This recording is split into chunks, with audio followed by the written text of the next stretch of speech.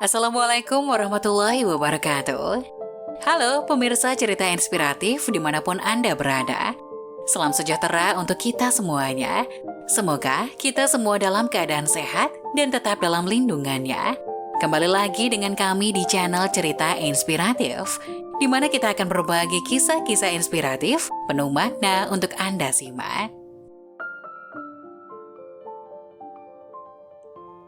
Karma lelaki hobi selingkuh, kehidupan hancur dari rumah mewah hingga berakhir di gubuk bambu.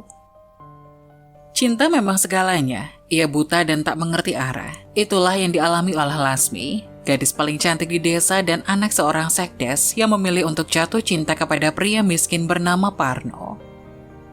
Pria itu tidak dikatakan tampan atau jelek, tapi memang perilakunya sangat baik, sopan, dan ramah kepada semua orang. Karena kebaikan itu pun, Lasmi sangat jatuh hati kepada Parno. Parno merupakan pekerja serabutan yang memang terlihat rajin dan serius dalam pekerjaannya. Kadang-kadang ia menjadi kuli bangunan, kadang-kadang ia menjadi juru parkir, dan ia juga pengepul barang bekas yang kemudian dijual lagi kepada juragan rongsok. Hingga suatu hari, kabar tentang hubungan asmara Lasmi dan Parno pun sampai ke telinga kedua orang tuanya. Ayahnya yang merupakan pejabat desa tidak rela dan merestui Lasmi jika ingin menikah bersama dengan pria miskin tidak berpendidikan dan penghasilan seperti Parno. Ayahnya yang panik pun segera menjodohkan Lasmi dengan pria pilihan ayahnya yang merupakan seorang PNS muda dari desa sebelah. Namun kekuatan cinta Lasmi ke Parno tidak silau dengan jabatan yang diemban oleh calonnya itu. Dengan tegas Lasmi menolak perjodohan itu dan mengancam akan kabur bersama Parno jika orang tuanya tidak merestui hubungan mereka berdua. Parno pun mendapat hujatan dan kecaman dari saudara-saudaranya. Mereka mengatakan bahwa Parno bermimpi terlalu tinggi karena ingin menikahi Lasmi. Bahkan teman-temannya pun mengejek Parno memakai dukun untuk membuat Lasmi cinta mati kepadanya. Tapi Parno menepis itu semua. Parno tidak pernah memakai dukun, apalagi memaksa cinta Lasmi kepadanya. Mereka adalah dua orang yang mencintai dengan tulus dan Parno menegaskan akan berjuang untuk mendapatkan Lasmi. Suatu hari, Lasmi datang ke rumah Parno dengan kondisi berantakan. Ia membawa tas besar dan menangis sesenggukan sambil memeluk Parno yang bau keringat. Ia menangis karena tidak mau dijodohkan dengan pria lain. Parno yang miris dengan penampilan kekasih tercintanya itu pun menyuruh Lasmi masuk ke dalam rumahnya. Ia menenangkan Lasmi dan memeluknya erat. "Mas Parno, ayo kita kawin lari saja mas, aku tidak bisa hidup tanpamu mas," rengek Lasmi dalam tangisannya. Parno pun diam mendengar rengekan dari Lasmi kekasih tercintanya. Sejak ia berpikir hingga akhirnya Parno mengajak Lasmi masuk ke kamarnya. "Dek, kita tidak bisa mungkin kawin lari atau kabur karena mas belum cukup memiliki modal. Tapi jika kamu cinta sama mas Parno, maka jalan satu-satunya untuk cinta kita, yaitu kamu harus hamil anak mas. Dengan begitu orang tuamu akan memberikan restu kepada kita.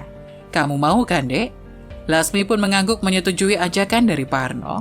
Hingga akhirnya mereka pun melakukan hubungan terlarang di rumah itu. Malam harinya orang tua Lasmi, Pak Sugeng, marah besar mengetahui kalau Lasmi kabur dan membawa baju-bajunya. Ia pun langsung menuduh Parno sebagai tersangkanya. Dengan marah, ia mengumpulkan beberapa orang untuk datang ke rumah Parno dan menghajarnya. Tapi ketika Pak Sugeng dan rombongannya itu keluar rumah, dari kejauhan terlihat Lasmi diantar pulang oleh Parno. Ibu Lasmi pun langsung menangis memeluk Lasmi, bersyukur Lasmi mau pulang ke rumah. Ia juga berterima kasih kepada Parno karena telah mengantar Lasmi pulang. Langsung saja Lasmi dibawa masuk oleh ibunya, dan tinggallah Parno yang dipandang bengis oleh Pak Sugeng, ayah Lasmi. Dengan gemetar, Parno menjelaskan bahwa dirinya didatangi oleh Lasmi dan diajak untuk kawin lari. Tapi Parno sadar jika hal itu tidak boleh dilakukan. Parno pun memaksa Lasmi untuk pulang ke rumahnya agar namanya juga tidak tercoreng. Hingga Lasmi pun menurut dan mau diantar pulang oleh Parno. Mendengar penjelasan Parno, ayahnya masih tetap marah dan langsung mengusir Parno pulang ke rumahnya. Dirinya juga membubarkan perkumpulan orang yang tadi hendak menghajar Parno. Setelah kejadian itu, Lasmi pun dikurung di rumah. Ia tidak boleh keluar kecuali untuk membeli keperluannya dan dilarang untuk bertemu dengan Parno. Ia juga memberitahu para tetangganya ketika melihat Lasmi bertemu dengan Parno untuk segera melapor kepada dirinya dan akan diberi upah sebagai ganti laporannya itu. Hari berganti minggu, Lasmi terlihat makin kurus karena tidak punya selera makan. Ia juga kerap kali muntah-muntah nggak jelas hingga membuat orang tuanya khawatir. Ayahnya memang cukup keras, tapi ayahnya tidak tega juga jika melihat Lasmi kesakitan seperti itu. Hingga didatangkanlah dokter ke rumah Pak Sugeng. Betapa perihnya hati Pak Sugeng ketika mendengar penjelasan dari dokter. Ternyata alasan dibalik sakitnya Lasmi adalah karena dirinya hamil. Pak Sugeng yang tak terima dengan penjelasan dokter pun memukul dokter itu dan meminta dokter itu memeriksa Lasmi dengan benar, karena ia tahu persis bagaimana perilaku anaknya itu. Lasmi adalah anak yang penurut, ia tidak pernah keluar memakai pakaian terbuka, apalagi keluar malam. Hingga ia pun teringat kejadian hari itu, di mana Lasmi kabur ke rumah Parno. Ia pun menduga bahwa anak yang dikandung Lasmi adalah anak dari Parno. Ia pun segera menanyai Lasmi. Benar saja, Lasmi mengakui bahwa dia telah melakukan hubungan terlarang dengan Parno, yang membuat dirinya hamil saat itu. Perut Lasmi memang belum kelihatan, tapi lama-kelamaan fisik Lasmi akan berubah dan para tetangga pasti akan bergunjing soal keluarganya. Meski enggan, tapi Pak Sugeng juga tidak ingin nama baiknya tercoreng di desa itu. Hingga dengan terpaksa seminggu kemudian, diadakanlah pernikahan antara Lasmi dan juga Parno. Pesta pernikahan itu sangat sederhana namun penuh hikmat, disertai rasa haru dari Lasmi yang bahagia, karena akhirnya kisah cintanya berujung juga. Lelaki yang dicintainya kini sudah menyandang status suami dan tidak ada lagi halangan bagi cinta mereka. Ayahnya memang keras, tapi ia juga tidak ingin satu-satunya anak perempuan yang ia sayangi hidup menderita. Maka ia menghadiahkan rumah untuk ditinggali bersama dengan Parno. Karena ia tahu Parno penghasilannya tidak memungkinkan, ayah dan ibunya pun kerap mengirimkan uang kepada Lasmi untuk jaga-jaga. Kalau-kalau dirinya membutuhkannya. Mendapatkan semua itu Lasmi sangat bahagia, ia seperti sudah memiliki semuanya. Bulan berganti, Lasmi mengalami fase ngidam, yakni di mana ibu hamil sangat menginginkan makanan. Dan ayahnya harus menuruti kemauan ibunya itu. Ngidam Lasmi tidak pernah aneh-aneh, seperti kali ini. Hari ini Lasmi mengidam es kelapa muda yang ada di perempatan. Ia pun merengek kepada Mas Parno untuk membelikan es kelapa itu. Parno awalnya enggan karena dirinya sedang memperbaiki kulkas rumahnya yang rusak. Tapi demi istri tercintanya, ia pun segera mengambil uang yang ada di dompet Lasmi, lalu segera mencari penjual es kelapa. Sialnya, ketika sampai di penjual es kelapa langganan, Parno kehabisan kelapa muda untuk istrinya. Hal ini membuat Parno harus mencari tempat yang menjual es kelapa lagi. Ia menunggangi motornya hingga ke seberang desa, yang kebetulan dari kejauhan terlihat penjual es kelapa di pinggir jalan tak jauh darinya. Ia pun segera mengencangkan laju motornya dan sampai ke tukang es itu. Betapa terkejutnya Parno ketika melihat penjual es kelapa itu yang ternyata adalah sosok wanita muda cantik dan mulus dengan rambut terurai, persis seperti Lasmi di masa muda. Parno pun membandingkan kecantikan penjual es kelapa itu dengan istrinya yang sekarang menjadi kumal, kucel, dan terlihat gemuk karena hamil. Wah, bagai ketiban durian runtuh, istri ngomel di rumah malah disuguhkan bidadari nan cantik jelita. Bisik Parno seorang diri. Ia pun segera menghampiri penjual es kelapa itu dan memesan satu. Teh, es kelapa satu ya, esnya dipisah. Iya, bentar ya. Mendengar suara halus dari penjual es kelapa, membuat Parno senang bukan kepala. Ia tidak pernah mendengar suara ramah, ringan dari seorang perempuan. Yang ada istrinya hanya mengeluh dan mengomel minta ini itu setiap hari dengan keberanian tinggi. Parno pun mencoba mengajak penjual es itu untuk berbincang. Namanya siapa, Neng? Kok cantik-cantik jualan es? Saya Mira, A. Gak apa-apa jualan es, yang penting halal. Ini esnya mau dibungkus atau diminum sini, A? Tanya penjual itu. Dibungkus aja, Neng, buat orang rumah lagi ngidam. Istrinya, A. Iya. Setelah selesai dibungkuskan, Parno pun membayar esnya itu sambil mencari kesempatan untuk bersalaman dengan Mira. Pucuk dicinta ulang pun tiba. Rupanya Mira juga menyambut tangan dari Parno sambil tersenyum genit. Parno yang mendapat tatapan dan senyum genit dari penjual es itu senang bukan kepalang. Ia pun berjanji akan datang setiap hari ke warung Mira untuk beli es kelapanya. Sampai di rumah, istrinya pun senang bukan main karena es kelapa yang kali ini dibawakan Parno beda dengan biasanya. Kali ini rasanya lebih segar dan manis, hingga sang istri pun tiap hari meminta dibelikan es kelapa yang sama oleh Parno. Parno yang mendengar permintaan istrinya pun senang. Menerima permintaan istrinya sekaligus mau cuci mata untuk ngapel ke Mira.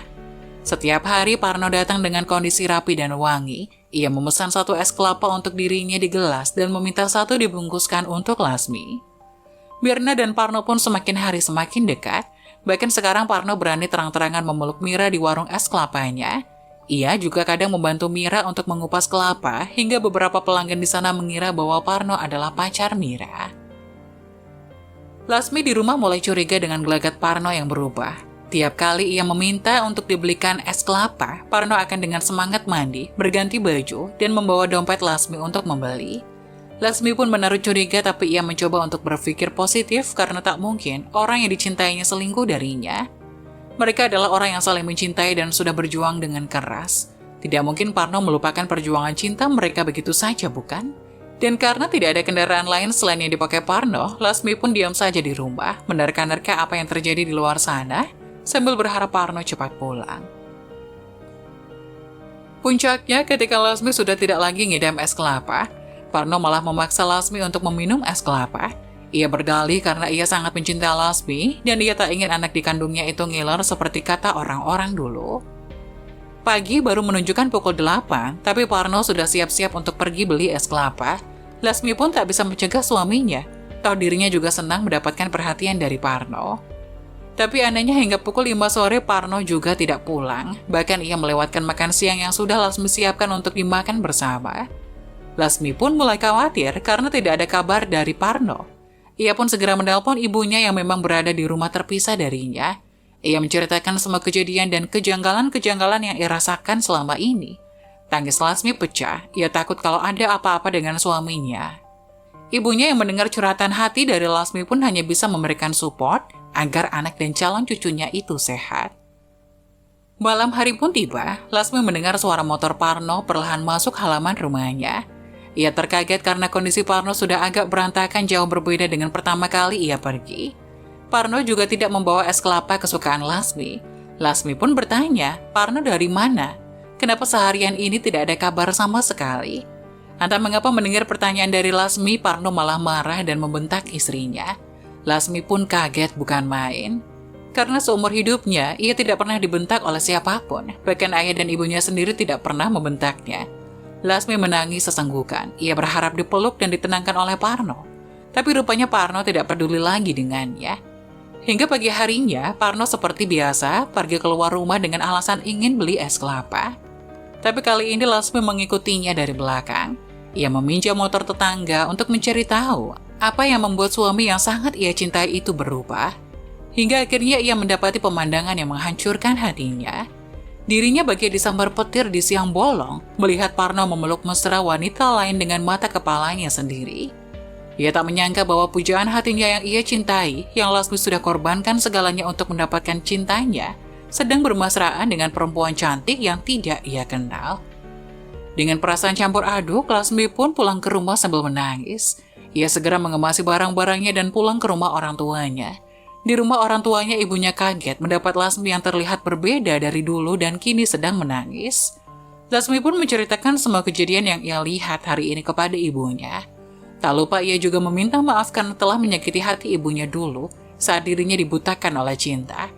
Lasmi pun mengatakan bahwa dirinya ingin cerai dengan Parno suaminya. Mendengar tekad dari anak perempuannya, sang ibu pun dengan semangat mengurus surat perceraian Lasmi. Karena ayahnya adalah pejabat desa, surat cerai itu pun keluar tak lama setelah Lasmi pulang ke rumah orang tuanya. Mengetahui Lasmi sudah bersama orang tuanya dan sedang merencanakan perceraian, Parno pun kalang kabut. Pasalnya selama ini, ia hidup dari uang yang dikirim oleh orang tua Lasmi. Ia takut kalau satu-satunya sumber uangnya hilang, dan ia juga harus kehilangan Mira pedagang es kelapa cantik yang menjadi pujaan hatinya. Parno pun memohon dan meminta maaf kepada Lasmi untuk tidak diceraikan. Ia bahkan sampai bersujud dan menangis di depan kedua orang tua Lasmi meminta maaf atas kehilafan yang ia lakukan. Tapi sayang, karena Lasmi sudah kecewa dengan tindakan yang dilakukan Parno, Lasmi pun tidak memberi maaf kepada Parno dan melanjutkan proses perceraiannya. Hingga akhirnya keduanya pun resmi bercerai. Selang beberapa tahun setelah perceraian, Lasmi yang sudah punya anak itu pun akhirnya menikah dengan PNS yang sedari awal ingin dikenalkan ayahnya. Sedangkan Parno, selain diputuskan hubungan oleh Mira pedagang es kelapa karena tidak lagi memiliki uang, kini ia pun kembali miskin seperti dulu.